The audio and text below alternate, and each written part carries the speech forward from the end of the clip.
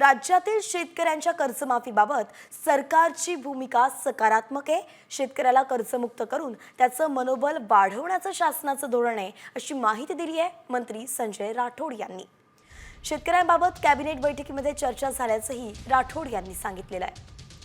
गेल्या अनेक दिवसांपासून विरोधकांकडूनच नाही तर सगळ्यांकडून प्रश्न उपस्थित केला जातोय की जे आश्वासन महायुती सरकारनं दिलं होतं कर्जमाफीचं ते कधी होणार, आणि त्यावरच आता मंत्री राठोड यांनी ही प्रतिक्रिया दिली आहे।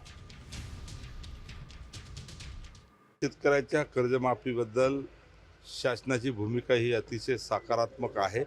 निवडणुकीच्या काळामध्ये जे वचननामा होता त्या वचननाम्यामध्ये सुद्धा शेतकऱ्यांना आम्ही कर्जमुक्ती देऊ आणि त्यांच्यासाठी वेगवेगळ्या योजना सुद्धा राबवू, कारण या राज्यातला शेतकरी हा समृद्ध झाला पाहिजे।